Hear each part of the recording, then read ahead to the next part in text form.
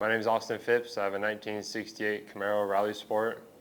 I started this 8-year project when I was 13. That's the backstory on it. It took me 8 years to finish it. I did almost everything but the body and paint. I built rear suspension for it. I did all the front suspension. So I built all the rear suspension on it. It's similar to a Ride Tech setup. It's all triangular adjustable rear suspension. The front suspension is all done with Ride Tech shock waves. I narrowed the rear axle to fit a bigger lip on my Rushforth Rated X wheels that are wrapped in Nexen tires. Under the hood, I have a Blueprint Engine 383 that's got the Holley Sniper EFI system on it to convert it to fuel injection. I did all the mechanical work myself. It's backed with a 700 R4 trans.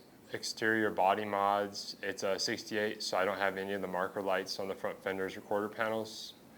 On the back of the car, I shaved the rear gas cap off.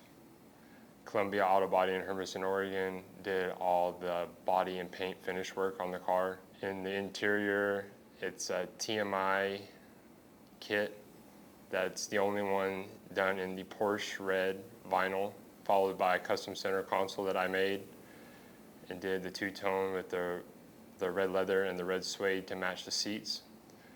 It has a B&M shifter that I customized so it has more of an aggressive look. It has a Nardi wood grain steering wheel.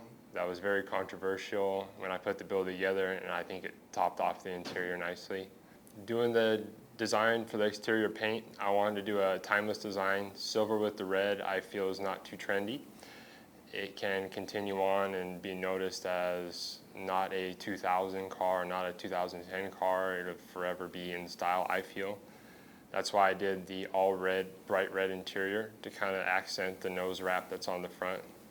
I did all the wiring on the car myself, as well as building all the brake lines.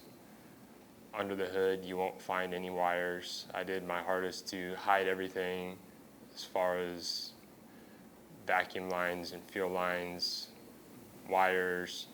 Everything is moved and relocated to give it a super nice clean look. I shaved the passenger side of the firewall. That way it's nice and flat. The filler panel underneath the hood is a Detroit Speed filler panel, one of their V1s. The suspension is powered by AccuAir. I have one of the first AccuAir systems back when they were small at SEMA. Since this build took me 8 years, I was able to get on with them when they were still a very small company. The wheels and the tires, I got a hold of Jason Rushforth at Rushforth Wheels. We did a smoked titanium finish on the faces, so that way it is the smoked titanium face, so it's darker in contrast against the bright silver and doesn't blend in like a polished wheel or a silver brush face would. Nexen tires supplied me with some SUR 4G tires. In the back, I have Detroit Speed mini tubs. I run Nexen's biggest 275 rear tire in the back to fill in that wheel well on my 19 by 10s in the rear. I have 4-wheel disc brakes. When I was 13, this car attracted my attention due to the hideaway headlights being a rally sport. There was one that was down the street from my house, and I knew that that's the first car I wanted to build. So I built this car as my first car. One thing I'm really proud of about this car is the stance I've achieved with the parts I have on it. Building it at such a young age, I didn't have the money for the high-end parts, so I was able to create the rear suspension myself to give it a really low stance. I've got a lot of attention for that because some of the off-the-shelf ones don't get as low as the rear end that I have. And the front, I have Ride Tech shock waves.